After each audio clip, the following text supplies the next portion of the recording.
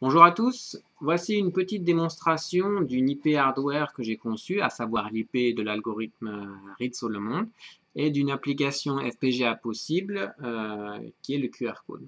Alors avant de vous faire une démonstration sur carte FPGA, je vais rappeler brièvement ce qu'est une IP hardware. Donc une IP hardware, généralement, ça se présente sous la forme d'un programme C++. L'utilisateur entre des paramètres en entrée. Et en sortie, vous aurez généré automatiquement un design RTL qui se présente sous la forme de fichiers Verilog, VHDL ou encore de netlist. La particularité de ce fichier est qu'il est directement synthétisable pour cible FPGA ou ASIC. Donc, une des IP que j'ai conçues, c'est l'IP de l'algorithme Reed-Solomon. Alors, Reed-Solomon, c'est un algorithme de correction d'erreurs qui est utilisé à travers différents types d'applications. Tout d'abord, le stockage de données. Les lecteurs CD, DVD et Blu-ray sont pourvus de ce type de processus, mais aussi les transmissions par satellite ou transmissions de données type ADSL et plus récemment les QR codes. Alors le principe de base, le processus de l'algorithme du Reed-Solomon est souvent utilisé lors d'une chaîne de transmission. Donc vous avez un émetteur qui génère des paquets de données.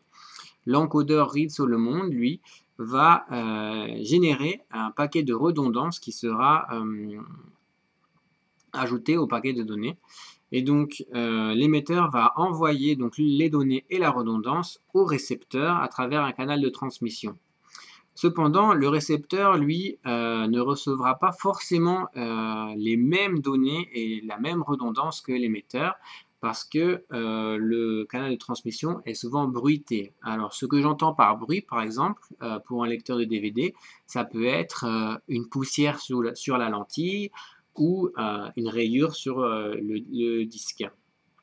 Donc, ces données bruitées seront entrées au décodeur Reed-Solomon qui, lui, va essayer de corriger en fait les données bruitées pour idéalement reconstituer le paquet original de données qui sera identique à celui généré par l'émetteur. Alors, l'IP Reed-Solomon, c'est une IP que j'ai conçue en 2009 lorsque je travaillais chez System Solutions, filiale de System LSI.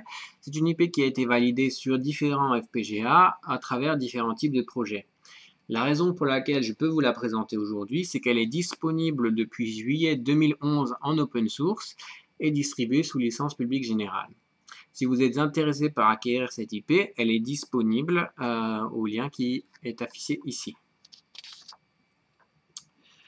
Alors j'ai utilisé cette IP Reed-Solomon pour faire une petite démonstration sur carte FPGA qui est la génération d'un code QR code.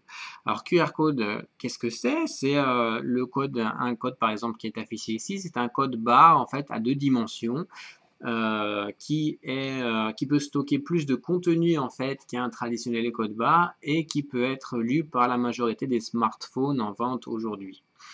Donc la démonstration en fait se présente sous la forme suivante. Vous avez un clavier qui sera connecté au port PS2 et donc à l'intérieur du FPGA vous aurez donc une interface PS2 et un buffer qui stockera les données, les touches, les caractères donnés par le clavier. Ces données en fait seront transmises donc à l'encodeur Reed-Solomon qui générera la redondance correspondante et les données plus la redondance seront transmises au contrôleur écran LCD qui lui qui se chargera d'afficher en fait les données sur l'écran. Donc je vais passer maintenant à la partie démonstration. Donc voici une carte FPGA en fait. Donc le FPGA est ici, vous avez un CPLD qui est ici. Il y a également aussi une carte avec pas mal d'interfaces ici, dont le port PS2 et l'écran LCD qui est ici. Donc pour l'instant est affiché QR code démo et mon site internet. Et à l'aide du clavier donc qui est ici, je vais taper les données du texte qui sera généré après en un QR code. Donc je vais taper simplement mon nom par exemple, à savoir Gaël espace Sapiens, P-I-E-C-E.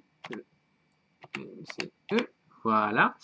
Vous voyez donc que ce que j'ai tapé ici est affiché sur l'écran. Et en appuyant sur la touche 0, je vais générer le code QR. Donc voilà, le code QR est généré. Pour vérifier que c'est lisible correctement, je vais utiliser donc mon téléphone ici et essayer de le lire. Voilà. Donc le code a pu être lu et est affiché sur mon téléphone. On va attendre que ça zoome. Voilà, Gaël Sapiens qui est lu correctement. Donc le code a pu être généré et maintenant je vais vous montrer en fait l'utilité même de l'encodeur Ritz-Solomon et de l'algorithme de correction d'erreurs. Admettons par exemple que ces données ici soient complètement bruitées, ce que je vais générer ici. Voilà, vous avez vu donc ici que tout a été blanchi, les données ne seront pas transmises donc au téléphone portable et je vais quand même essayer, bien que les données soient bruitées, je vais quand même essayer de le lire mais grâce à l'algorithme de correction d'erreur, le code a pu être complètement lu et complètement reconstitué. Voilà, la démo est terminée. J'espère que vous avez apprécié la démonstration de QR code. Merci.